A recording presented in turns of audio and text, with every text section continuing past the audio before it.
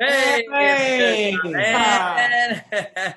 Senator Coons, we just can't say how much we appreciate you joining us for our ASP chat. You were one of the few people who agreed, who didn't believe this was a joke in the beginning, so we thank you for continually taking us somewhat seriously now. But let's talk about Educating for Democracy and the Educating for Democracy Act, which you introduced this week with your Republican colleague, Senator John Cornyn. Can you tell us what it is and how you and he came to work on this together? Sure. So Senator Cornyn and I first started working together on a bill that reauthorizes and strengthens an existing grant program for the teaching of civics in the United States. That's the USA Civics Act. The bill that you're talking about that we've just introduced now actually puts some fuel into that fire for strengthening the teaching of civics at all levels in the United States. This bill would actually would spend $1 billion. So one of the challenges we have is that in most states in the United States, there isn't a robust curriculum. There isn't a great chance to learn about what makes our country work, what makes our country different and special. And so this bill that Senator Cornyn and I have just introduced would provide $1 billion in resources for education at all levels in the United States around civics. That's great. That's great. God, I love to hear that. Now, what grade levels would receive the civics education, and who would be writing the curriculum? Would it be a standardized curriculum for the country, or would it be customizable for each state? Yeah, it would not be a mandated federal curriculum. That is not what we support. It would instead be flexible and something, because education really is a local responsibility. Different school districts, different states would make their own decisions about the curriculum. But it provides funding for teaching about civics, for research, for engagement around civics, K through 12 and higher education, and nonprofits and higher education and research groups. So it's got different funding streams for all different levels of engagement and education across the country, but not a standardized curriculum, lots of flexibility for school districts and states to choose what they most value teaching at all levels around civics. Sure, that's great. Yeah, In regards to the funding, I believe it allocates $6 billion over the course of 6 years. Right. Who receives that money? Well, that money would be allocated on a competitive basis across the country. So it could be a school district, it could be a state department of education, it could be a research institute that's connected with an important historic event. So, for example, there's the National Constitution Center in Philadelphia, which does a lot to develop curriculum materials around the Constitution. There's historic sites, parts of the National Park Service around our country, which also do things. I mean, why are all the examples from Philadelphia? That's half an hour from my home. I don't know. But that's where there's a lot of places that are associated with the enactment of the Constitution or the Declaration of Independence or the Revolutionary War. But there's other places in our country that could also be eligible for grants that are part of, for example, the civil rights movement or the labor movement, or where key moments in our nation's history took place. So there'd be competitive grant opportunities for education institutions, for school districts and states, and for universities and colleges. That's great. Does your legislation have support in the House at this stage?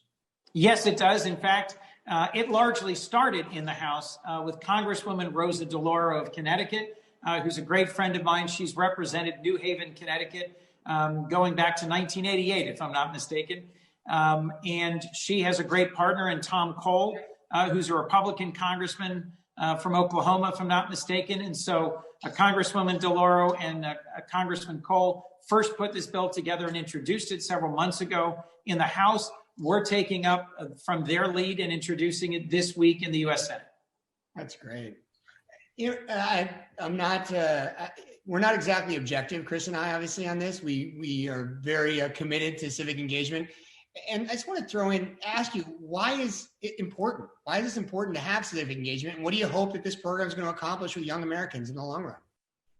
Well, we've got, I think, some good news from our most recent election, which was in many ways, it was the most safe and secure and sound election and had some of the highest participation in recent decades. But not everybody believes that. There's a lot of debate about whether or not our election, which was carried out in the middle of a pandemic, was sound and secure.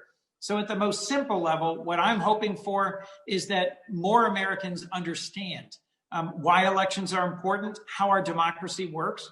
But frankly, Mark, at a higher level, what I hope Americans get out of more civics education is more opportunities to engage, more of an understanding around how we're connected to each other and why the framers who wrote our Constitution had compromise at the very heart of our system. There's a lot of Americans who don't know the three branches of government and how being divided into executive and legislative and judicial means that we have a separation of powers and means that we have different roles for different branches.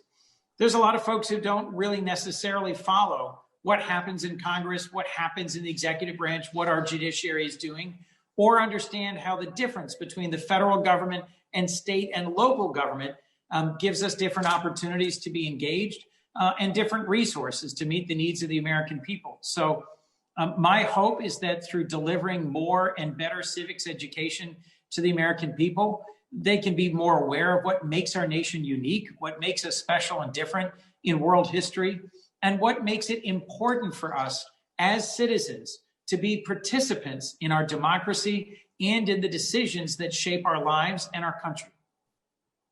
Man, so well said. Yeah, honestly, I got it from the bottom of my heart, Senator. You are a good man. I am proud to know you, to work with you, to be in your corner. You've been in our corner since the beginning. The ASP wouldn't have happened without you. So thank you for taking the time. We're honored to hear about this because this sounds fantastic. It really does. I got to give you one more answer then, given that point, Chris. Thank you. A lot of what got me so excited about a starting point in the first place was that a starting point is about civics education. Yep. It's about helping the American people have access to folks who work for them, whether it's in the House or Senate or as governors, to get brief, concise, truthful answers about complex issues. Look, we're all busy. And with all the different media that are available to us today, and all the different ways in which people can be engaged, it's easy to be distracted and it's easy to have real doubts about whether the answers you're getting are straight answers. So I think a starting point is a fabulous way to deliver direct to the American people answers to complex questions. Why am I sponsoring a bill on civics? Because I think that simply further extends your mission in making sure that the American people know what our democracy is about and how to be better participants in our democracy, which makes for a better country. You're too kind. Well said. Well said. Same team, and I love it. Listen, thank you for taking the time. You are always welcome on this site.